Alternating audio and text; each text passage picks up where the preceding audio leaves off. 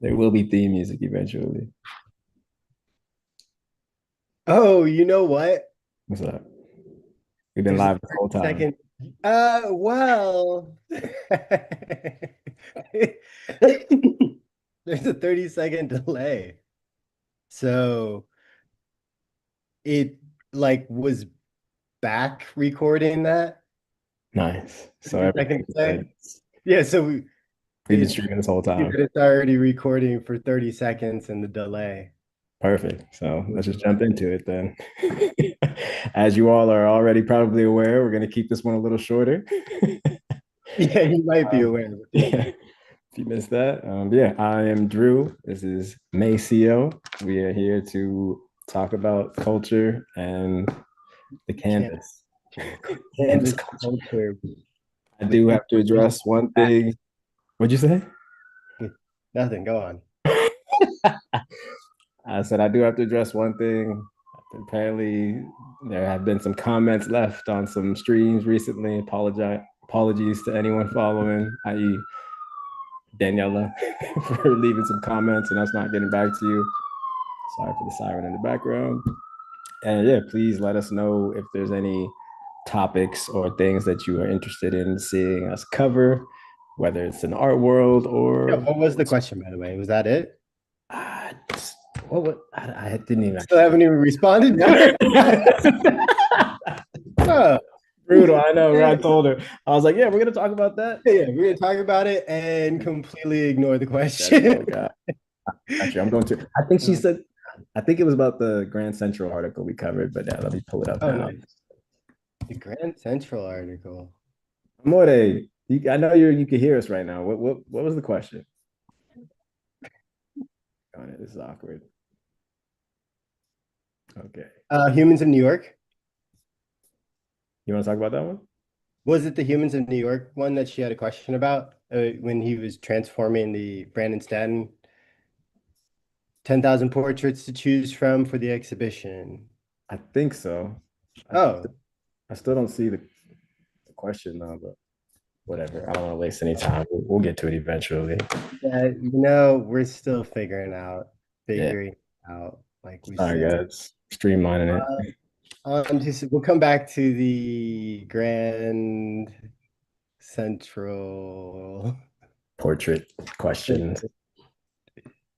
Human. Um, yeah, today we have a couple other articles to follow. One of them that I find very intriguing, I think is potentially pretty historical and pretty awesome, is the Ireland Universal Basic Income for Artists program is officially permanent, which is pretty lit.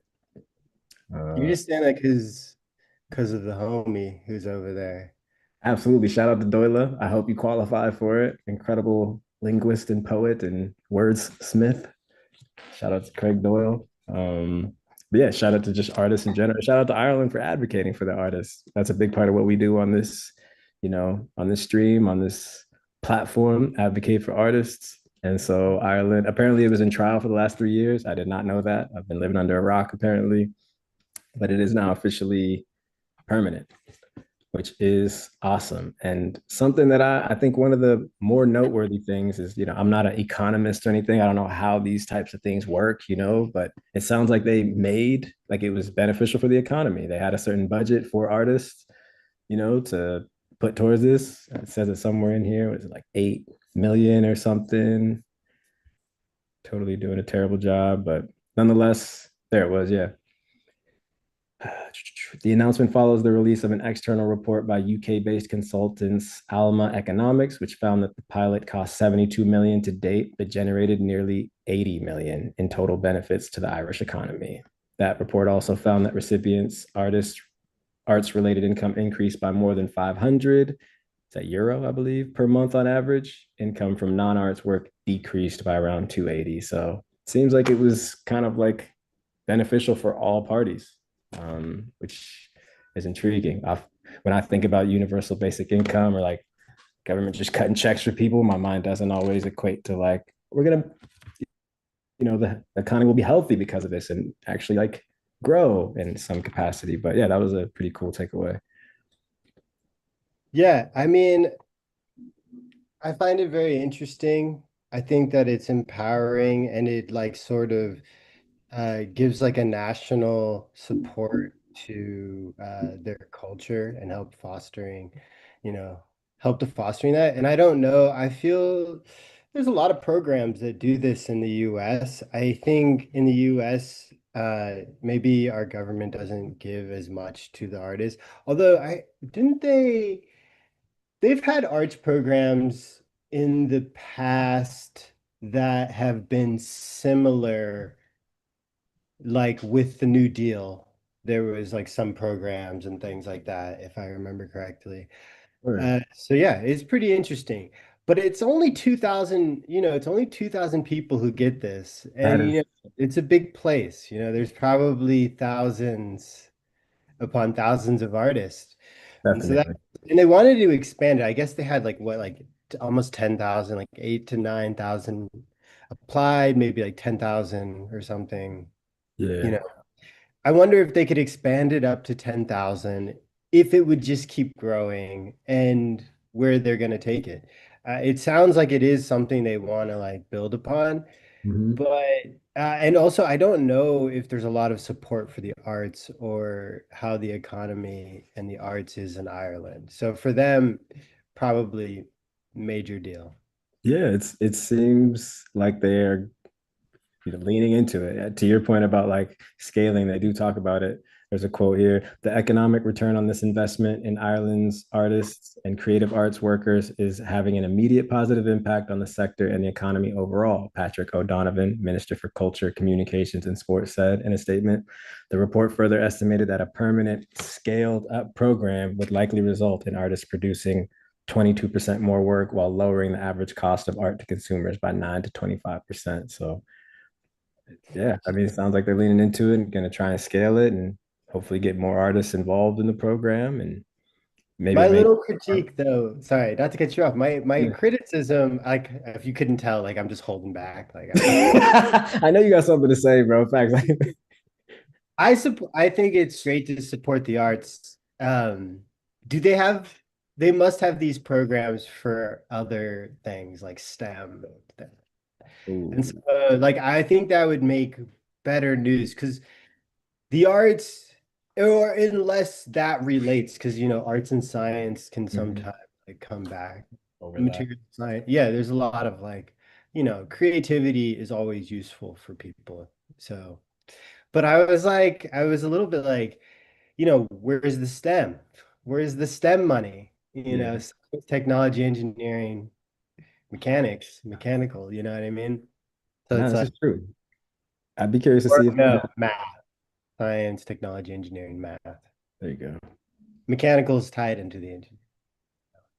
I'd be curious to Yeah, see if they had programs set up for something like STEM as well. You'd like to think so, but I'm sure they do. I'm right. sure they do. And they're probably the reason this is a big deal is because the science and technology stuff probably gets a lot. But it says something about such programs have grown increasingly mainstream. This is talking about what? Like Ireland's BIA program is a form of universal basic income. Mhm. Uh, so payment regardless of socioeconomic. Such programs have become grown increasingly mainstream, if not widely implemented in recent years, as fears rise over the effects of artificial intelligence and other technology-driven job losses. Mhm. I think like there's a lot of fear about job losses in the tech industry, but it's also one of the most biggest growing and evolving industries. So it's not like don't like run from tech to art because you're scared that the tech isn't. And also, it's great because art will feed into some of that creativity with engineering. I think That so. was, that was what I like that. No, I dig Uh, that. I mean, I feel like that's a good segue into the next article about Hugh. And he talks about his like architecture, engineering background, how that influenced his artwork and things. If you want to jump into that one, I know we're trying to keep things tight today. yeah, no, it's cool. Let's see. Yeah, let's jump into that. Well, first of all, these sculpture artists, we covered Catalan.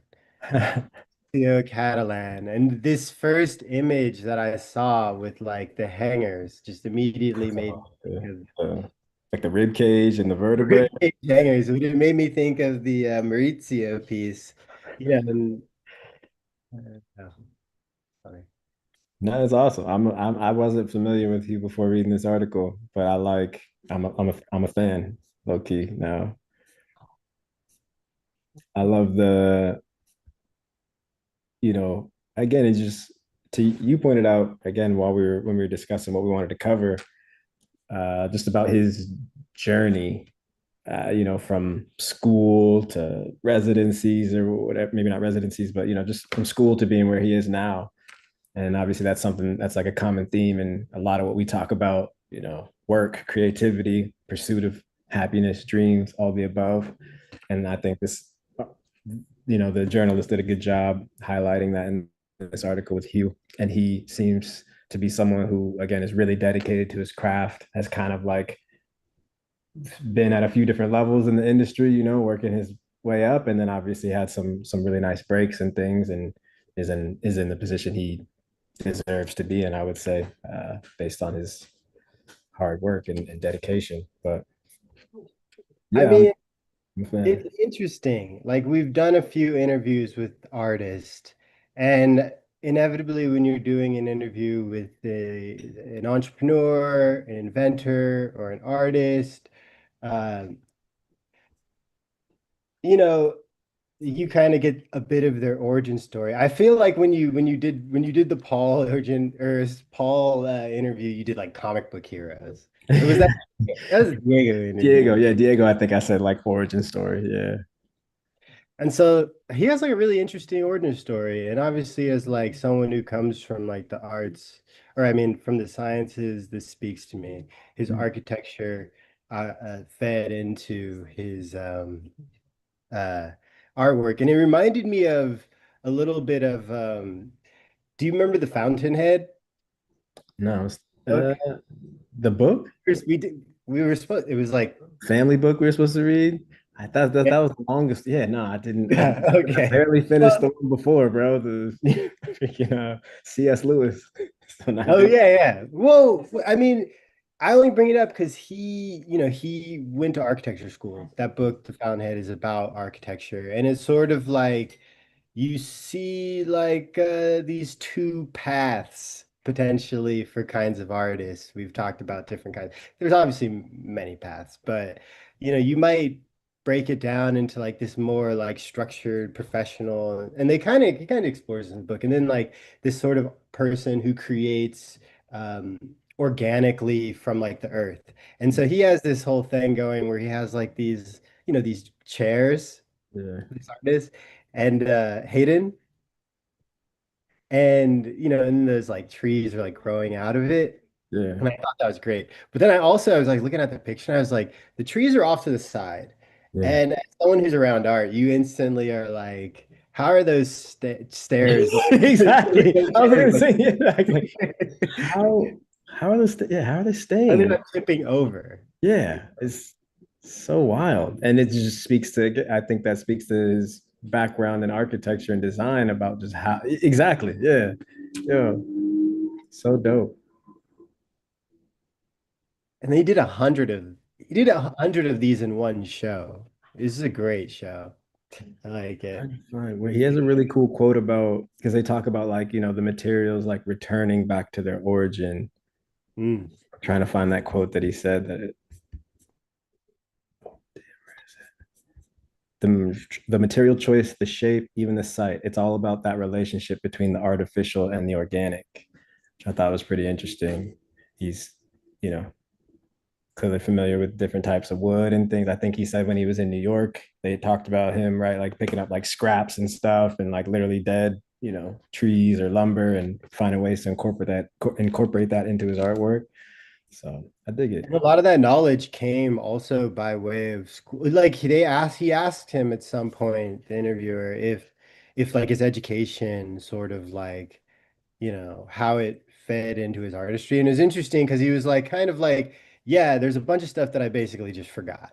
Like, there's a bunch of stuff that's just like not there, but then he lists a bunch of stuff that you're like, oh, that's where the architecture comes through, and his understanding of materials and how he uses materials and how Yeah. they last and break down and bind together or something like.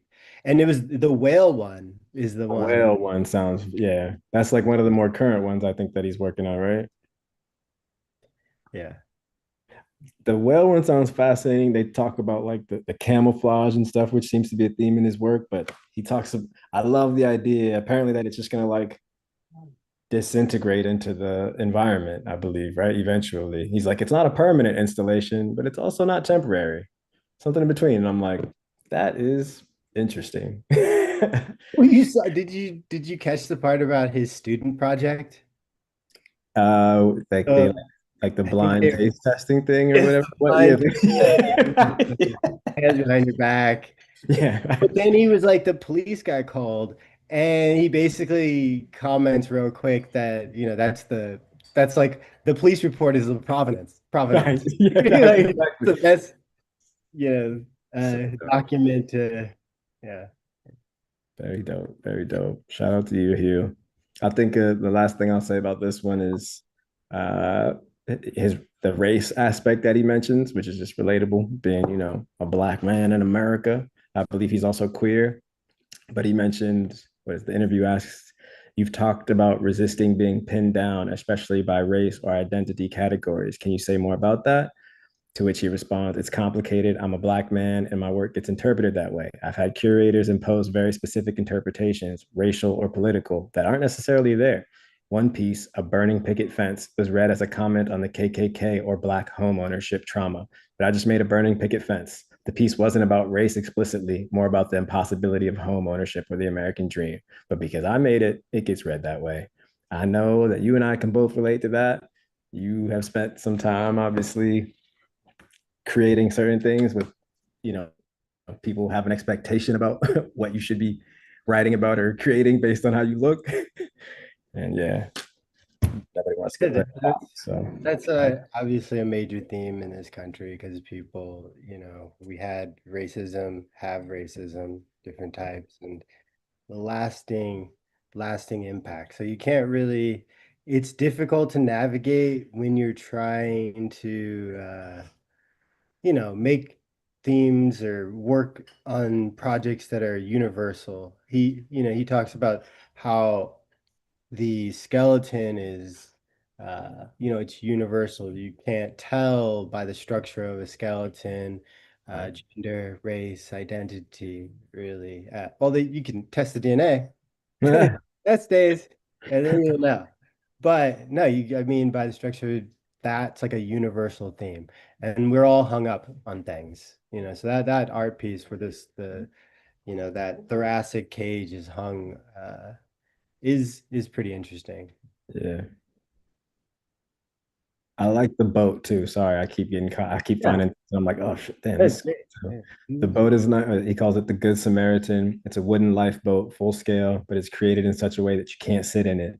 It can be read literally, metaphorically, politically. It's about the idea of rescue, of safety that's inaccessible. That could be immigration, healthcare, the American dream, meant to be seductive and dangerous at the same time, to represent institutions that are supposed to help people, education, healthcare, housing, but are often just out of reach.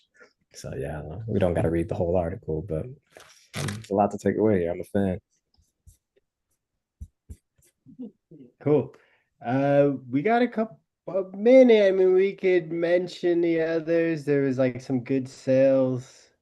Some good Uh, sales. The highlight on that one, I think, the Christie's one, yeah, positive this one, positive sales. positive market trend. Whereas I'll read the one little quote from that. So I know we're trying to keep it Mhm. quicker, but essentially, yeah, Christie's had a really high auction sale, which is a strong indication that the auction world, as far as like the middle to high private sale kind of market, is operating at a pretty high clip right now, which looks healthy. So I can't find the quote from the Christie's gentleman, but positive trend. Oh yeah, yeah. He says at the end, I think something about it being like, the market ain't dead. He Yeah, he observed. Yeah, it's got a pulse. And I think this First of all, I really like the Peter Doig's art. It's really Mm. cool. And so congratulations to him. Hmm. Uh, they said it wasn't his record, but it was still the big showing that evening and sort of like led the way with a bunch of other great sales. So yeah. You gotta have some. There's also the Magritte, the Rene Magritte. That's Does what. everyone agree? Did that sell at Christie's recently too? Maybe a different one. Yeah. You're no, I did. Sorry, we're talking about Christie's right now. That's all good. I found the quote. I'm gonna butcher the name, but Jesse Pilkinen, excuse me, former global president of Christie's and founder of London-based Art Advisory, told Art News in London after the sale, the result is the clearest possible indicator that the auction market is back on its feet as we approach the New York sales. The private market at the top end has been very healthy, and this confidence is now filtering down into quality works of lesser value that are appearing at auction. So let's keep an eye on that trend. Hopefully things keep getting brighter in the gallery front as well, and everybody's happy again. Last comment. 1 month after the Armory, we got these bootleg U-Haul merge trucks. This is just a great idea. So This is epic, yo. So dope. well, I I think this is something that happens in history. And I'm gonna leave it on this just because I love the idea because the modern art movement in 1863 started as a rejection from the Louvre. So basically, the Louvre had all these standards to get in, like maybe no nudity or something, and all these style standards. And in 1863, it said Napoleon uh launched an alternative because they just had so many rejects. They needed somewhere for it to go called the Salon of the Refused.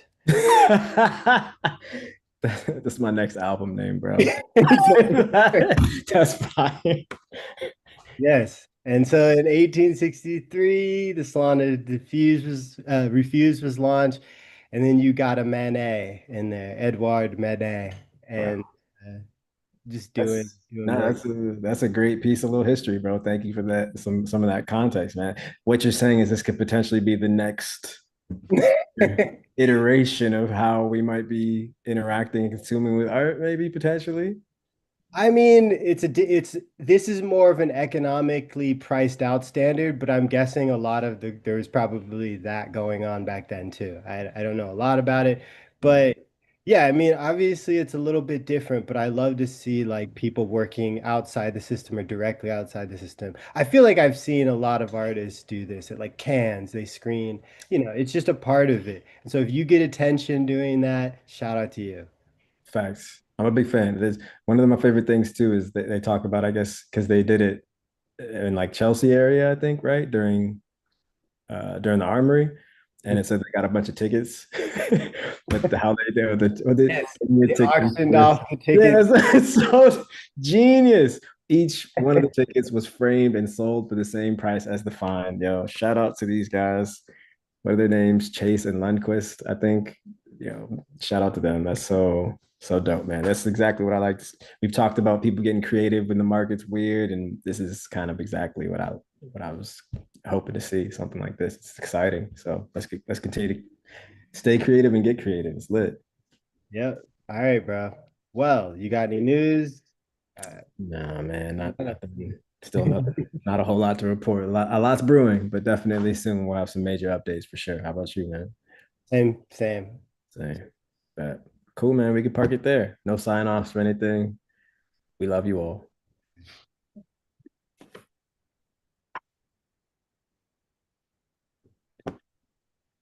Uh,